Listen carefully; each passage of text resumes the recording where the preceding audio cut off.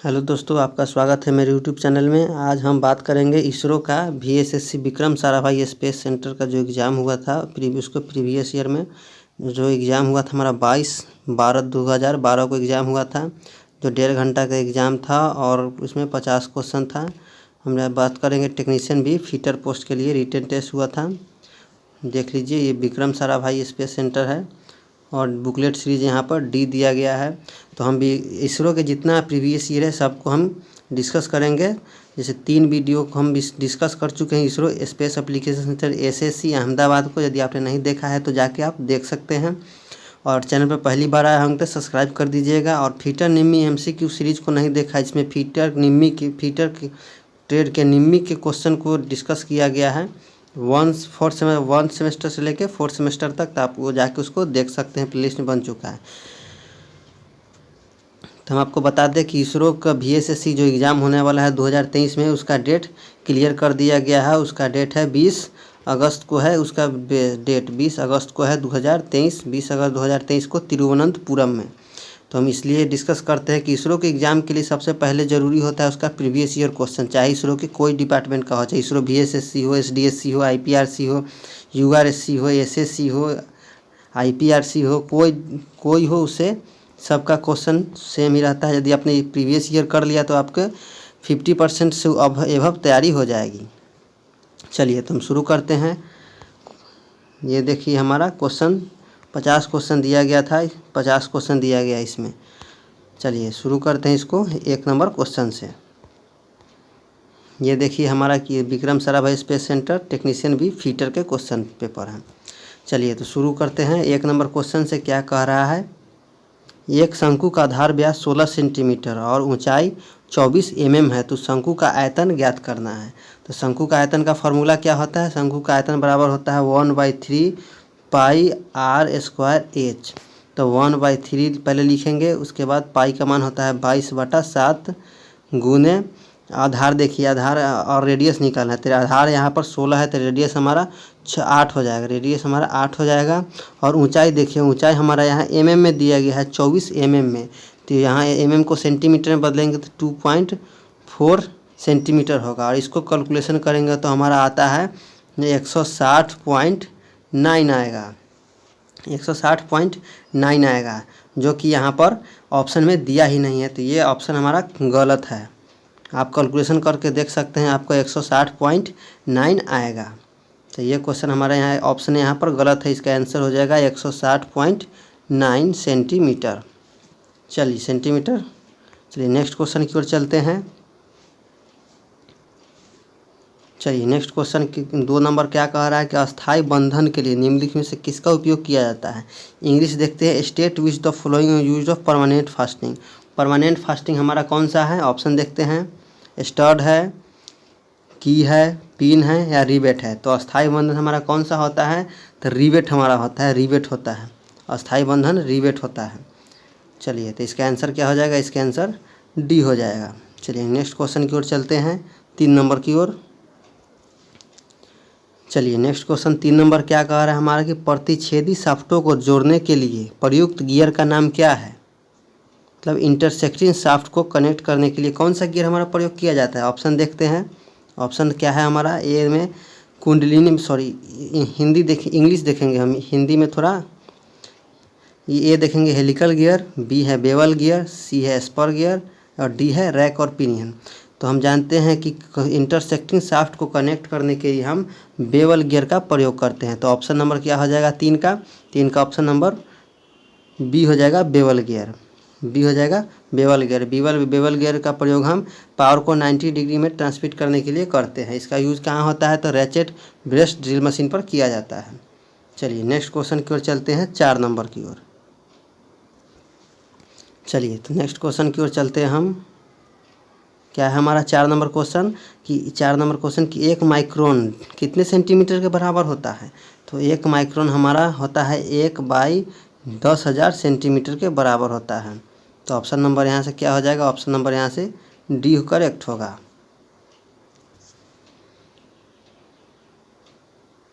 तो चलिए यहाँ से हमारा 4 का डी हो जाएगा। चलिए नेक्स्ट चलते हैं 5 नंबर की ओर। 5 नंबर हमारा क्या कह रहा है कि आपेक्षिक घनत्व की इकाई क्या है। आपेक्षिक घनत्व का इकाई क्या है, तो आपेक्षिक घनत्व की इकाई क्या है, ऑप्शन देखते हैं ग्राम पर सेंटीमीटर, इंग्लिश देते हैं, देखते हैं ऑप्शन ग्राम पर सेंटीमीटर या मीटर पर सेकेंड या किलोमीटर पर सेकेंड स्क्वायर, इनमें से कोई नहीं। तो अपेक्षित घनत्व का इकाई इनमें से कोई नहीं होगा, तो ऑप्शन नंबर डी यहाँ से करेक्ट होगा। चलिए नेक्स्ट क्वेश्चन की ओर चलते हैं, 6 नंबर। चलिए तो 6 नंबर क्वेश्चन देखते हैं कि मशीन बेडों का निर्माण करने के लिए ढलवे लोहे का उपयोग किया जाता है क्योंकि, ऑप्शन देखते हैं, वह भारी होता है, वह सस्ता होता है, वह भंगुर होता है, या वह अधिक संपीड़न भार को प्रतिरोध करता है। तो इसका आंसर क्या हो जाएगा, इसका आंसर होगा हमारा डी नंबर होगा कि वह अधिक संपीड़न भार को प्रतिरोध करता है, टू रेसिस्ट कंप्रेसिव लोड को सहन करता है। कंप्रेसिव लोड को कास्ट आयरन सहन करता है, इसलिए मशीन का बेड कास्ट आयरन का बनाया जाता है। तो ऑप्शन नंबर यहाँ से डी करेक्ट होगा 6 का। चलिए नेक्स्ट क्वेश्चन की ओर चलते हैं, 7 नंबर। चलिए 7 नंबर क्वेश्चन देखते हैं कि एक त्रिकोण का पार्श्व मतलब ट्रेंगल का 4:3:4:5 के अनुपात में है, और इसमें सबसे लंबा पार्ट्स मतलब सबसे लॉन्गेस्ट साइड इसका 170 mm है। तो अन्य 2 पार्ट्स की लंबाई ज्ञात करना है। तो आपको बताते हैं कि सबसे लंबा इसका 170 है, तो सबसे लंबा क्या हो जाएगा, ऑप्शन में अनुपात में देखिए 3, 4 और 5 है, तो सबसे बड़ा इसमें 5 है। तो 5 यूनिट बराबर दिया गया है 170, तो 1 यूनिट बराबर हमें क्या हो जाएगा 170/5। इसको काटेंगे तो हमारा 34 आएगा, 34 आ जाएगा। और कहता है 2 साइड निकालने की, तथा 3 और 4 को गुना कर देंगे। इसमें पहले 3 से गुना कर देंगे तो 34×3 102 हो जाएगा। तो पहले 102 वाला ऑप्शन देखते हैं, तो ए है, और फिर 34 को 4 से मल्टीप्लाई करेंगे, 34 को 4 से मल्टीप्लाई करेंगे 136 हो जाएगा। तो ऑप्शन में हमारा 102 136 ए में है, तो ए हमारा यहाँ से करेक्ट हो जाएगा, ए नंबर क्वेश्चन 7 का। चलिए नेक्स्ट क्वेश्चन चलते हैं 8 नंबर की ओर। 8 नंबर की ओर चलते हैं। 8 नंबर क्या कह रहा है, HSS, इंग्लिश देखते हैं हम लोग, हिंदी में थोड़ा ज़्यादा कन्फ्यूजन होता है। HSS किसका घटक है, इसके HSS किसका घटक है, तो HSS होता है हमारा टंगस्टन क्रोमियम वेनेडियम का। तो 8 का हमारा सी करेक्ट होगा, टंगस्टन क्रोमियम वेनेडियम। टंगस्टन 18:4:1 के अनुपात में होता है, तो टंगस्टन 18%, 4% क्रोमियम और 1% वेनेडियम होता है। तो 18:4:1 के अनुपात में हमारा होता है टंगस्टन क्रोमियम वेनेडियम। तो 8 का आंसर हमारा सी हो जाएगा, टंगस्टन क्रोमियम वेनेडियम। चलिए चलते हैं नेक्स्ट क्वेश्चन की ओर। चलिए 9 नंबर की ओर देखते हैं, क्या कह रहा है कि मृदु इस्पात मतलब माइल्ड स्टील की तुलना में रबर क्या होता है, रबर डैश प्रत्यास्थ है। ऑप्शन देखते हैं, अधिक, कम, समान रूप में, या इनमें से कोई नहीं। तो हम जानते हैं कि माइल्ड स्टील की तुलना में रबर अधिक प्रत्यास्थ होता मतलब अधिक इलास्टिक होता है। ऑप्शन नंबर ए यहाँ से हमारा करेक्ट हो जाएगा। चलिए नेक्स्ट क्वेश्चन की ओर चलते हैं। नेक्स्ट क्वेश्चन मैथ का क्वेश्चन है, तो हम ये थोड़ा ज़्यादा लंबा बन जाएगा, इसलिए इसको हम छोड़ देंगे। चलिए नेक्स्ट क्वेश्चन की ओर चलते हैं, 11 नंबर की ओर। 11 नंबर क्या कह रहा है हमारा कि धातु के किस गुणधर्म के कारण वह प्रघात भार को सहन कर लेता है, प्रघात भार को वो सहन कर लेता है। तो हमारा ऑप्शन देखते हैं क्या है, कठोरता, भंगुरता, तन्यता या मजबूती। इंग्लिश देखते हैं, हार्डनेस, ब्रिटलनेस, डक्टिलिटी या टफनेस। धातु को वह गुणधर्म जिससे प्रघात भार को या शॉक लोड को सहन करता है, तो उसे हम टफनेस बोलते हैं। तो ऑप्शन नंबर यहाँ से क्या हो जाएगा, 11 का डी हो जाएगा, टफनेस। 11 का डी यहाँ से टफनेस हो जाएगा। यदि वीडियो अच्छा लगा हो तो लाइक करें और शेयर करें और सब्सक्राइब जरूर करें। चलिए नेक्स्ट क्वेश्चन की ओर चलते हैं। चलिए तो हम 12 नंबर क्वेश्चन को डिस्कस करेंगे कि 3 सेंटीमीटर त्रिज्या से युक्त गोले का कुल सतह क्षेत्रफल संपूर्ण क्षेत्रफल निकालना है। तो इसका क्या फार्मूला होता है, गोले का सतह का क्षेत्रफल बराबर होता है 4πr²। तो 4 हो जाएगा, पाई का मान 22/7 और r², था आर हमारा 3 दिया गया, 3×3 इसको कैलकुलेट करेंगे तो हो जाएगा हमारा 792/7। इसको कैलकुलेट करेंगे तो 113 पॉइंट कुछ आएगा। तो ऑप्शन के हिसाब से हमारा 113 हमारा करेक्ट आंसर हो जाएगा, बी 12 का हमारा बी करेक्ट हो जाएगा, 113 सेंटीमीटर स्क्वायर। चलिए नेक्स्ट क्वेश्चन की ओर चलते हैं, 13 नंबर की ओर। चलिए 13 नंबर क्वेश्चन की डिस्कस करेंगे। डबल पिन का उपयोग डैश के लिए किया जाता है। ऑप्शन देखते हैं, छेद के व्यास के मापने के लिए तो इसको नहीं किया जाएगा, छेद के गहराई को मापने के लिए तो इसको भी नहीं किया जाएगा, और पर्याप्त बंधन के लिए तो इसको भी नहीं किया जाएगा। तो हमारा आंसर क्या हो जाएगा, हमारा आंसर डी यहाँ से हो जाएगा, 13 का डी करेक्ट होगा। चलिए नेक्स्ट क्वेश्चन की ओर चलते हैं। चलिए 14 नंबर क्वेश्चन डिस्कस करेंगे कि एक घूर्णन पर एक नट द्वारा चली जाने वाली दूरी डैश के बराबर होती है। तो हम जानते हैं कि जब ये देखिए हमारा ये हमारा जैसे बोल्ट है और एक नट एक चक्कर लगाएगा एक छोर से दूसरे ओर। तो हमारा जब नट एक चक्कर लगाता है तो उसको हम क्या कहते हैं, उसको हम लीड बोलते हैं। तो ऑप्शन नंबर यहाँ से बी हमारा करेक्ट हो जाएगा। चलिए नेक्स्ट क्वेश्चन की ओर चलते हैं। नेक्स्ट क्वेश्चन 15 नंबर क्या कह रहा है कि ब्रेंजन में समानतः उपयोग किया जाने वाला पूरक धातु क्या है। ब्रेंजिंग में सबसे क्या होता है, तो ब्रेंजिंग में हम जानते हैं कि तांबा और जिंक का मिश्र धातु होता है। तो ऑप्शन नंबर हमारा से ए हो जाएगा, कॉपर एंड जिंक एलॉय। तो ऑप्शन नंबर ए 15 का ए हो जाएगा। चलिए नेक्स्ट क्वेश्चन की ओर चलते हैं। 16 नंबर, तो 16 नंबर हम इंग्लिश क्वेश्चन देखें कि इंग्लिश में, हिंदी में इसका शंकु टेपरित खोन, ये थोड़ा समझ में नहीं आएगा। तो इंग्लिश देखते हैं कि the hole opening which is required for screwing conical और टेपरल नेक्ड स्क्रू। कह रहा है कि वह होल कौन सा होता है जिसका स्क्रू कोनिकल स्क्रू होता है। जैसे कि हमारा कोनिकल स्क्रू होता है, ये हमारा ऐसे ऐसे ऐसे कोनिकल स्क्रू होता है। एक मिनट, कोनिकल स्क्रू बनाने के लिए हम ऐसे, चलिए तो क्या कह रहा है कि कोनिकल स्क्रू और टेपर नेक होता है, वो कौन सा हमारा होल होता है। तो ये देखिए ये सॉकेट है, कोनिकल हेड स्क्रू है। इसको हम बैठाने के लिए कौन सा ऑपरेशन करते हैं, तो उसको हम काउंटर सिंकिंग बोलते हैं। तो ऑप्शन नंबर यहाँ से हमारा बी करेक्ट होगा, 16 का बी। चलिए नेक्स्ट क्वेश्चन की ओर चलते हैं। चलिए नेक्स्ट क्वेश्चन की ओर चलेंगे। 17 नंबर की यदि 1/2 बी बराबर 1/3 है तो बी का क्या मूल्य है। तो ये आसान सा क्वेश्चन है, इसका आंसर क्या हो जाएगा, इसका आंसर डी हो जाएगा 1.5। चलिए नेक्स्ट क्वेश्चन की ओर चलते हैं। 18 नंबर क्वेश्चन चलते हैं कि सेकेंड कट फाइल का उपयोग डैश के लिए किया जाता है।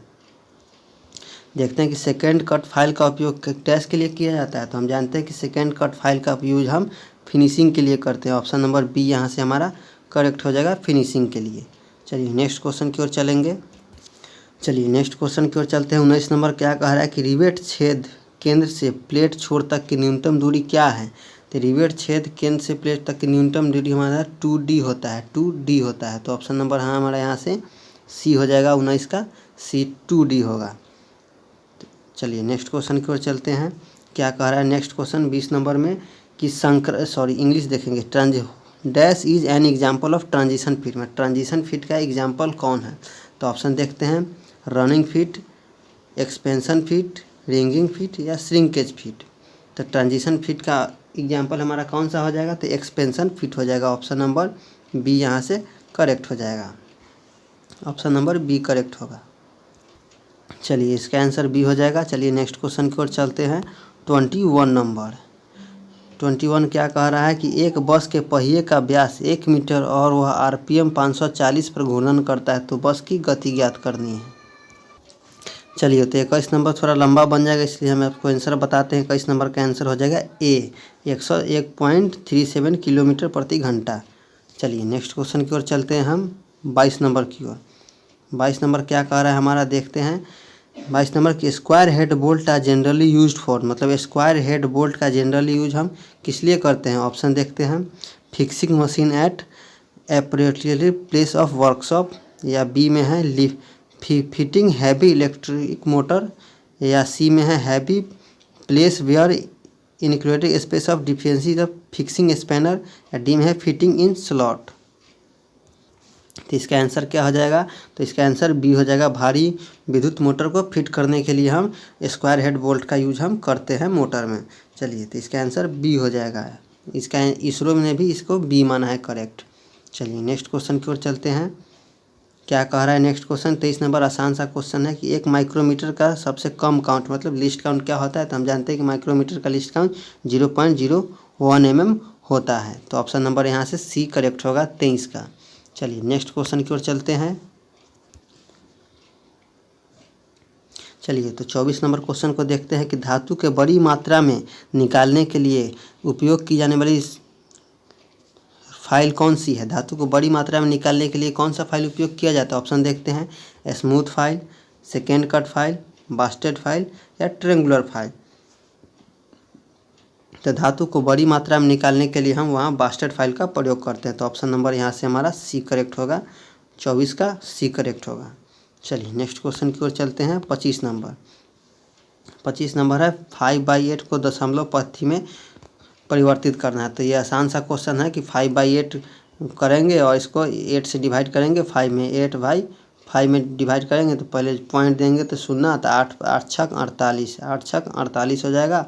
तो यहाँ से 2 आ जाएगा, फिर आप 0 बैठाएंगे, 8 दूना 16 हो जाएगा, 8 दूना 16, तो 4 हो जाएगा, 4 बचेगा, 0 8 बचे 40, तो 0.625 हो जाएगा हमारा आंसर यहाँ पर।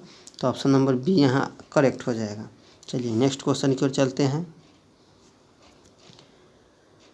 चलिए तो हम 26 नंबर की ओर आ चुके हैं। क्या कह रहा है कि एकमी थ्रेड का एंगल, 1 मिनट इंग्लिश आपको दिखाते हैं ताकि हिंदी इंग्लिश दोनों क्लियर हो सके। कि एकमी थ्रेड का एंगल पूछा है, तो एकमी थ्रेड का एंगल हमारा 29 डिग्री होता है। तो ऑप्शन नंबर यहाँ से 26 का डी हो जाएगा, एकमी थ्रेड 29 डिग्री। चलिए नेक्स्ट क्वेश्चन की ओर चलते हैं। नेक्स्ट क्वेश्चन क्या कह रहा है 27 हमारा।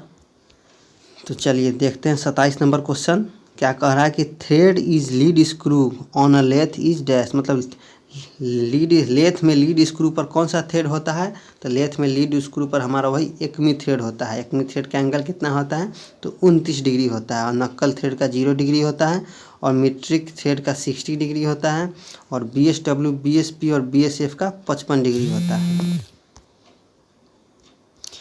चलिए तो 27 का हमारा क्या कह रहा है कि लेथ की लीड स्क्रू पर कौन सा थ्रेड होता है, तो हमारा एकमी थ्रेड होता है 29 डिग्री। चलिए नेक्स्ट क्वेश्चन की ओर चलते हैं। 28 नंबर क्या कह रहा है हमारा, इंग्लिश भी देखेंगे इसको। 28 नंबर क्या कह रहा है कि वह जब मेल पार्ट तप्त स्थिति में होता है तब फीमेल पार्ट को लगाने वाले फिट के प्रकार को क्या कहते हैं। इंग्लिश देखते हैं, इसका हिंदी थोड़ा टफ है। The type it fit in which the female part inflate when male part of hot condition is called. तो उसको क्या बोलते हैं हम, तो उसको हम श्रिंकेज फिट बोलते हैं, श्रिंकेज फिट बोलते हैं।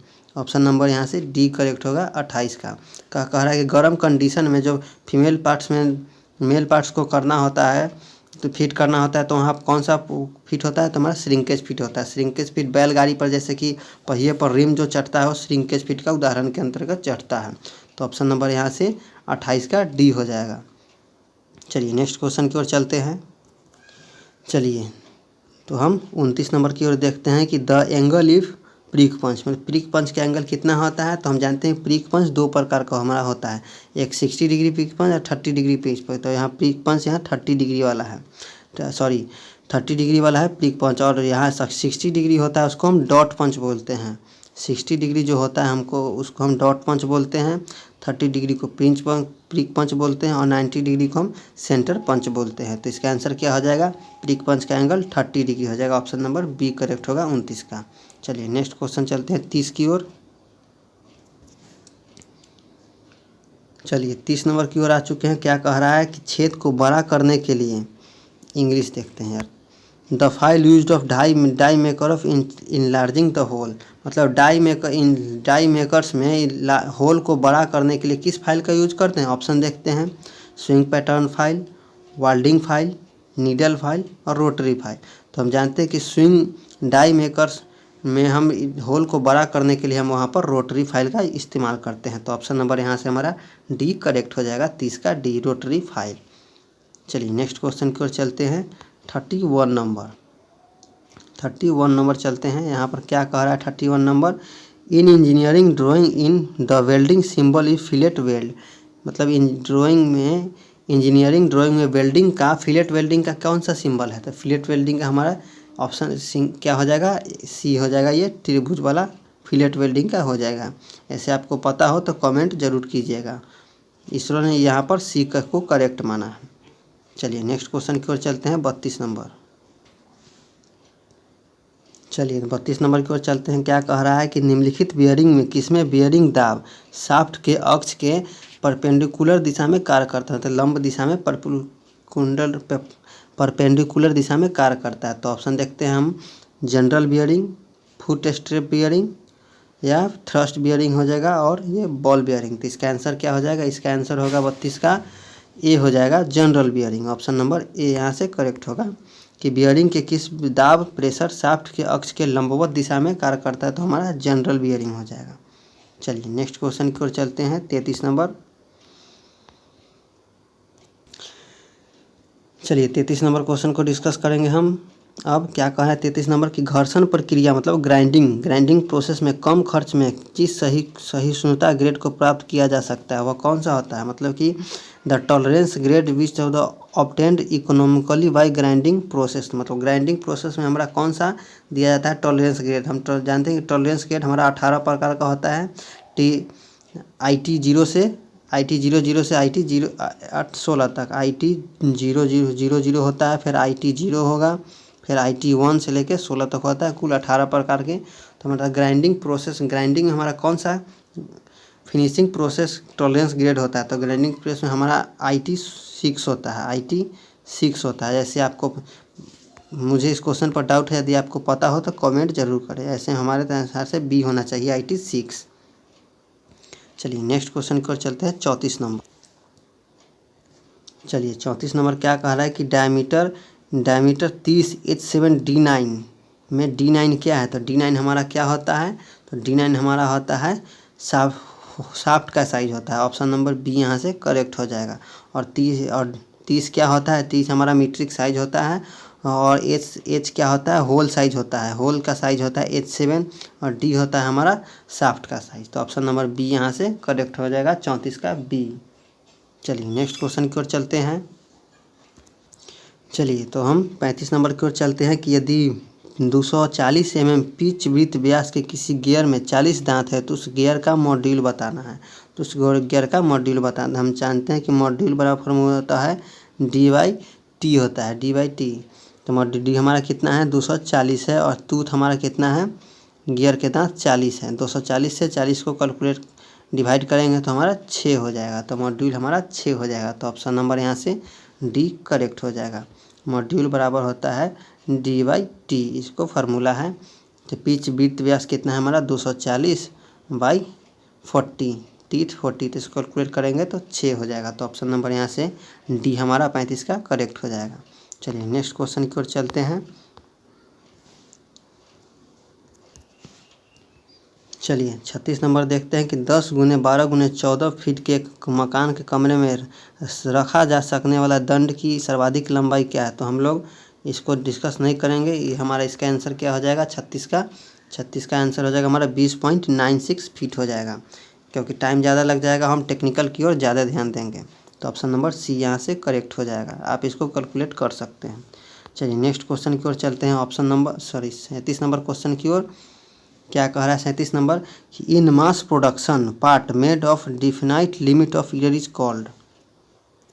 चलिए तो आपको बताते हैं 37 नंबर कहना क्या चाहता है कि मास प्रोडक्शन में त्रुटि की सीमा को निश्चित करने के लिए बनाए गए भाग को क्या कहते हैं? तो हम जानते हैं कि मास प्रोडक्शन जब होता है तो हमारा बहुत सारा प्रोडक्शन जॉब बनता है, हज़ारों की संख्या में बनता है। तो उसमें जो त्रुटि होता है उसको एक सीमा तक बनाने के लिए हम उसको क्या देते हैं? तो उसको हम टॉलरेंस देते हैं। तो ऑप्शन नंबर यहाँ से बी करेक्ट हो जाएगा, 37 का बी करेक्ट हो जाएगा। चलिए नेक्स्ट क्वेश्चन की ओर चलते हैं। चलिए 38 नंबर की ओर चलते हैं। क्या कह रहा है, किसी भी कोण पर समांतर रेखाएं खींचने के लिए प्रयुक्त उपकरण कौन सा है? तो ऑप्शन देखते हैं, T², सेट स्क्वायर, स्केल या क्लिनोग्राफ। तो जानते हैं कि किसी भी कोण पर समांतर रेखाएं खींचने के लिए हम सेट स्क्वायर का यूज करते हैं। सेट स्क्वायर बी हमारा करेक्ट हो जाए, क्योंकि हम लोग जब ड्राइंग बनाते थे तो हम लोग सेट स्क्वायर पर किसी भी एंगल पर हमको समांतर रेखा खींचने के लिए हम सेट स्क्वायर का यूज करते थे। तो ऑप्शन नंबर यहाँ से बी करेक्ट हो जाएगा, 38 का। चलिए नेक्स्ट क्वेश्चन चलते हैं। चलिए तो 39 नंबर देखते हैं। क्या कह रहा है कि the file used of filing the internal right angle side of job. मतलब हिंदी देखते हैं, किसी जॉब को आंतरिक दक्षिणी भाग मतलब साइड राइट एंगल को पास को रेतने के लिए प्रयुक्त फाइल कौन सा हो जाएगा? तो हम जानते हैं कि हम बताते हैं फ्री हैंड स्केचिंग करके। यदि इस भाग को रेतना है हमको तो इसको 90 डिग्री भाग को वाले बचाने के लिए इसको हम किस फाइल का यूज करते हैं, तो हम हैंड फाइल या सेफेज फाइल का यूज करते हैं। तो इसरो यहाँ कन्फ्यूज दिया है कि हैंड फाइल और सेफेज फाइल दोनों आंसर दोनों ऑप्शन दिया गया है। तो यहाँ पर हमारा ज़्यादातर तो दोनों ऑप्शन ही करेक्ट होगा, लेकिन इसको दोनों ऑप्शन करेक्ट करके चलिएगा कि हैंड फाइल और सेफेज फाइल दोनों से हम यूज करते हैं कि हैंड फाइल का भी एक किनारे पर दांत नहीं कटा रहता है और सेफेज फाइल पर भी एक किनारे पर दांत एक नहीं कटा रहता है। तो इसका आंसर ए या सी करेक्ट होगा, या तो ए करेक्ट होगा या सी करेक्ट होगा, दोनों में से कोई एक मार देंगे तो आप करेक्ट हो जाएगा। चलिए नेक्स्ट क्वेश्चन की ओर चलते हैं। 40 नंबर 40 नंबर क्या कह रहा है हमारा कि 30 डिग्री बराबर कितना रेडियन के बराबर होता है। तो 30 डिग्री हमारा π/6 रेडियन के बराबर होता है। 30 डिग्री ऑप्शन नंबर इसका बी करेक्ट होगा। 30 डिग्री बराबर π/6 रेडियन। चलिए नेक्स्ट क्वेश्चन की ओर चलते हैं। थोड़ा हम धीरे धीरे चल रहे हैं क्योंकि हम वीडियो बनाए हैं तो उसमें मेरा आवाज़ कहीं आगे चल जाता है और क्वेश्चन पीछे हो जाता है, इसलिए हम इसको स्लो किए हैं। चलिए 41 नंबर क्वेश्चन है, मैथ का क्वेश्चन है, आप लोग इसको बना लीजिएगा। इसका आंसर सी होगा, 620 है। चलिए नेक्स्ट क्वेश्चन की ओर चलते हैं। हम ज़्यादातर क्वेश्चन टेक्निकल की ओर ज़्यादा ध्यान देंगे। क्या कह रहा है हमारा 42 नंबर कि शीट धातु जबों पर बल प्रदान करने वाला प्रचालन क्या है। देखते हैं हमारा English, the operation which provided strength to the sheet metal job. मतलब शीट मेटल जॉब में स्ट्रेंथ कौन सा हमारा प्रोवाइड करता है स्ट्रेंथ। ऑप्शन देखते हैं, शियरिंग, ब्लैंकिंग, स्वेविंग या परसिंग। तो हमारा शीट मेटल में स्ट्रेंथ प्रोवाइड करता है हमारा ब्लैंकिंग। तो ऑप्शन नंबर बी हमारा करेक्ट हो जाएगा, 42 का बी। इसरो ने इसको करेक्ट माना है बी, ब्लैंकिंग। चलिए नेक्स्ट क्वेश्चन की ओर चलते हैं। 43 क्या कह रहा है हमारा कि TIG वेल्डिंग, एक मिनट इसको सारे ऑप्शन को इंग्लिश में भी दिखाते हैं कि TIG वेल्डिंग के लिए सामान्यतः प्रयोग किया जाने वाला गैस क्या है।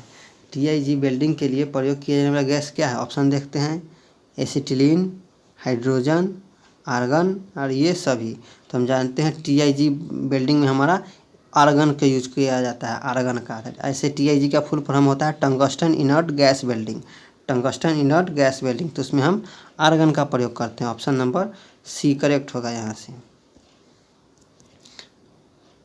चलिए नेक्स्ट क्वेश्चन की ओर चलते हैं।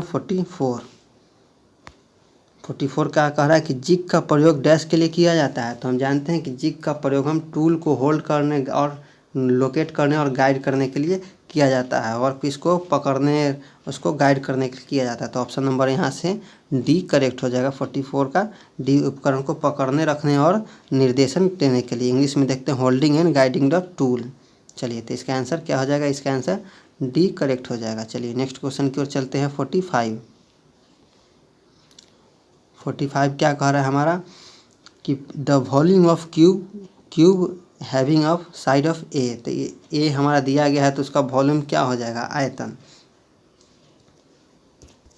क्यूब का आयतन हमारा लंबाई गुने चौड़ाई गुने ऊंचाई होता है। तो हमारा साइड ए दिया गया है तो ए गुने ए हो जाएगा। तो हमारा आंसर हो जाएगा ए क्यूब हो जाएगा। तो ऑप्शन नंबर ए यहाँ से हमारा करेक्ट हो जाएगा, ऑप्शन नंबर ए। चलिए नेक्स्ट क्वेश्चन की ओर चलते हैं। 46 ये मैथ का क्वेश्चन है, आप लोग इसको सॉल्व कर लीजिएगा। इसका आंसर बता देते हैं हम। 46 का सी हो जाएगा 87/29। आसान क्वेश्चन है, हम टाइम लगेगा इसलिए हम नहीं सॉल्व कर पा रहे हैं। चलिए नेक्स्ट क्वेश्चन देखते हैं। 47 नंबर की 1 गैलन कितने के बराबर होता है। तो हम जानते हैं 1 गैलन हमारा 4.546 लीटर के बराबर होता है। तो ऑप्शन नंबर सी यहाँ से करेक्ट हो जाएगा। 1 गैलन बराबर 4.546 लीटर। चलिए नेक्स्ट क्वेश्चन की ओर चलते हैं हम। 48 की ओर चलते हैं। क्या कह रहा है हमारा कि यदि इंग्लिश देखते हैं, area of the triangle having side A B and C is given by √S into S minus A S B S minus C where are S is called. तो इसका आंसर क्या हो जाएगा, 48 का डी हो जाएगा, half plus A plus B plus C। तो option number यहाँ से डी हो जाएगा करेक्ट। ये मैथ का क्वेश्चन है। चलिए नेक्स्ट क्वेश्चन चलते हैं। 49 चलते हैं। एक साधारण षट्भुज के दो पार्श्वों के बीच अंतर्विष्ट कोण क्या होगा। The included angle between two sided of A rectangular hexagonal. तो इसका आंसर क्या हो जाएगा? इसका आंसर बी होगा 120 डिग्री। इसका आंसर बी होगा 120 डिग्री। चलिए नेक्स्ट क्वेश्चन की ओर चलते हैं। चलिए तो हम 50 नंबर के ऊपर चलते हैं। क्या करें? एक ड्रिल जिग में किस भाग को कठोरीकृत किया जाता है? मतलब ड्रिल जिग का इंग्लिश देखते हैं। In a drill jig which part of hardened. तो हम जानते हैं कि ड्रिल जिग में कौन पार्ट को हार्ड किया जाता है। ऑप्शन देखते हैं, jig body, body and bush या नॉन ऑफ दीज। तो इसका आंसर क्या होगा कि ड्रिल जो जिग होता है उसमें किस भाग को हार्ड किया जाता है? तो हमारा बॉडी एंड बुश को हार्ड किया जाता है। तो ऑप्शन नंबर बी यहाँ से करेक्ट हो जाएगा। चलिए आज था हमारा ये 20 क्वेश्चन जो हमने डिस्कस किया है। इसरो VSSC का था 22/12/2012 का था, जो 100 मार्क्स का था, 50 क्वेश्चन और 2-2 मार्क्स का पूछता है। और वीडियो अच्छा लगा हो तो लाइक करें, शेयर करें, और नए हैं चैनल पर तो सब्सक्राइब करें और हमारे चैनल से जुड़े रहें। यदि आपने मेरे इसरो के 3 वीडियो को नहीं देखा है, इसरो स्पेस एप्लीकेशन सेंटर वाले 2016, 18 और 2023 का, तो जाके आप देख सकते हैं। और फीटर निमी MCQ सीरीज़ को नहीं देखा तो जाके आप देख सकते हैं। ये इसरो VSSC को हम स्टार्ट किए हैं आज। इसका लगभग 5 सेट है फीटर का। हम 5 सेट पहले फीटर का पूरा डिस्कस करेंगे, उसके बाद हम टर्नर और मशीनिस्ट का डिस्कस करेंगे, क्योंकि इसरो का एग्ज़ाम 20 अगस्त 2023 को होने वाला है। तो वीडियो अच्छा लगा हो तो लाइक करें, शेयर करें, सब्सक्राइब जरूर करें।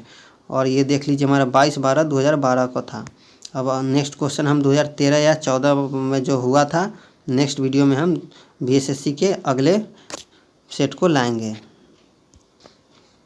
चलिए तो वीडियो अच्छा लगा हो तो लाइक करें, शेयर करें, पहली बार आए हों तो सब्सक्राइब जरूर कर दीजिएगा। चलिए वीडियो देखने के लिए आपका